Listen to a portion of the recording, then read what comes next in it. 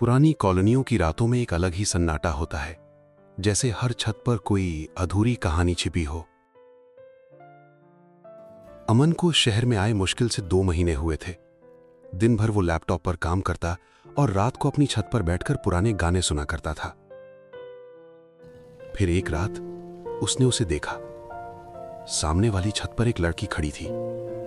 हल्का नीला सूट, खुले बाल और आंखों में ऐसा दर्द जिसे देखकर कोई भी ठहर जाए। पहले अमन ने ज्यादा ध्यान नहीं दिया, लेकिन फिर वो रोज दिखने लगी। हर रात ठीक 11 बजे।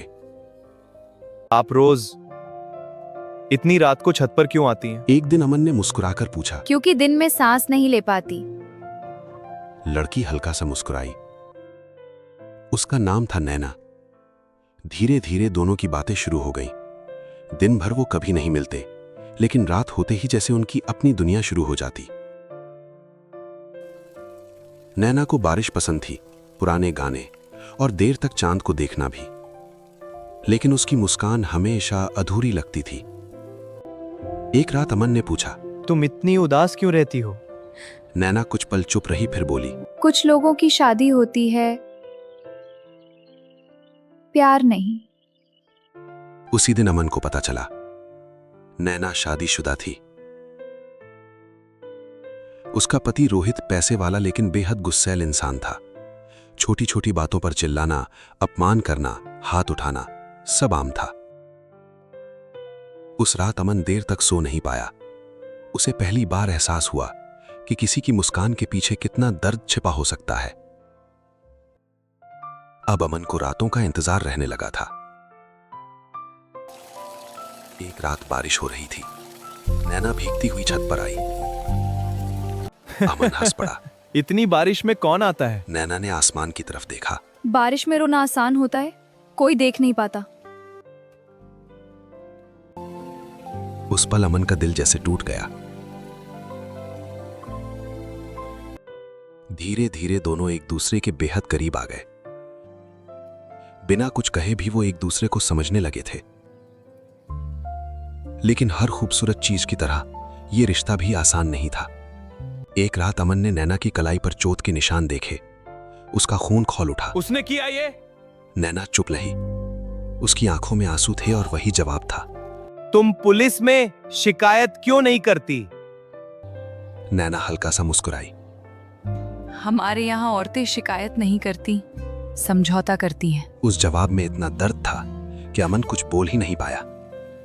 अब अमन हर छोटी चीज में नैना को महसूस करने लगा था। बारिश में, चाय में, पुराने गानों में। उसे खुद से डर लगने लगा था, क्योंकि वो जानता था नैना किसी और की पत्नी थी। लेकिन दिल रिश्तों के कागज नहीं समझता। फिर एक रात नैना नहीं आई। अगले दिन भी नहीं। अमन बेचैन हो गया। तीसरी रात अचानक सामने वाले घर से चीखने की आवाज आई।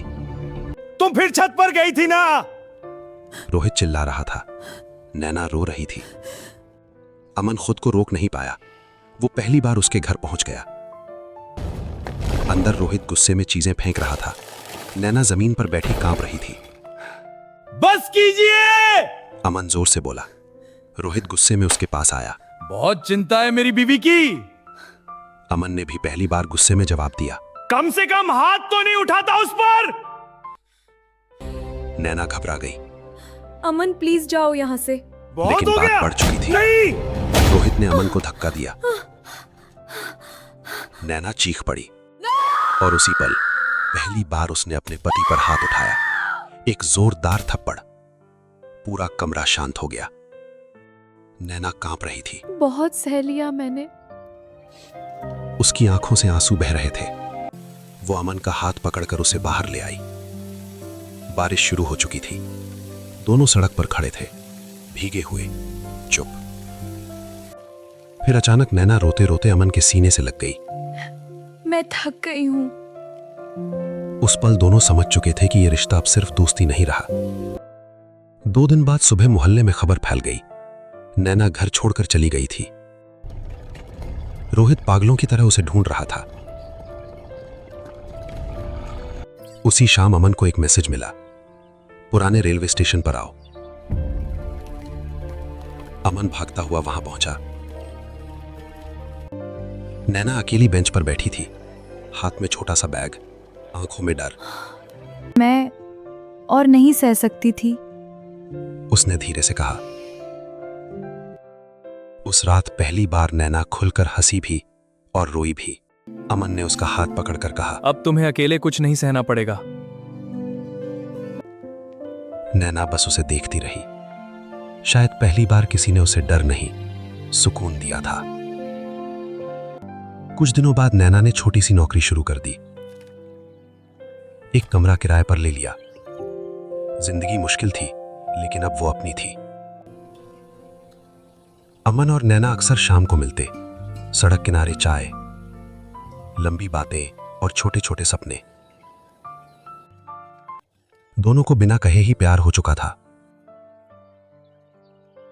लेकिन उनकी खुशी ज्यादा दिन नहीं टिक सकी। अगर वो मेरी नहीं हुई तो किसी की नहीं होगी। एक रात रोहित अचानक रोहित, अमन के घर wait! पहुंच गया, आंखों में गुस्सा और आवाज में पागलपन। अमन समझ गया मामला खतरनाक हो चुका है। उसने तुरंत नैना को कॉल किया। The person you are calling is currently phone unavailable. बंद। Please try. अमन भागता हुआ उसके कमरे तक पहुंचा। दरवाजा खुला था, अंदर सब बिखरा पड़ा था। और तभी बाहर लोगों की भीड़ दिखी। पुरानी बिल्डिंग की छत पर नैना खड़ी थी, उसके पीछे रोहित। बारिश तेज हो चुकी थी। अमन दौड़ता हुआ ऊपर पहुंचा, रोहित, प्लीज उसे छोड़ दो। लेकिन रोहित अपना होश खो चुका था। उसने गुस्से में नैना को खींचा, उसका पैर फिसला और अगले ही पल वो नीचे गिर गई। अमन की चीख पूरी कॉलोनी में गूंज गई। वो भागकर नीचे पहुंचा। नैना उसकी बाहों में थी, सांसें टूट रही थी। उसने मुश्किल से आंखें खोली। अमन, कुछ नहीं होगा, मैं हूं ना। नैना हल्का सा मुस्कुराई। अगर अगला जन्म हुआ तो मुझे थोड़ा जल्दी मिलना। अमन फूट फूट कर रो पड़ा। लेकिन अगले ही पल उसका हाथ धीरे धीरे ढीला पड़ गया और सब खत्म हो गया। उस रात के बाद अमन बदल गया। रोहित जेल चला गया। मोहल्ले वालों ने कुछ दिन बातें की, फिर सब भूल गए। लेकिन अमन नहीं भूल पाया। आज भी हर रात 11 बजे वो अपनी छत पर जाता है, 2 कप चाय लेकर, एक अपने लिए और एक उस लड़की के लिए जो किसी और की पत्नी थी, लेकिन दिल से सिर्फ उसकी।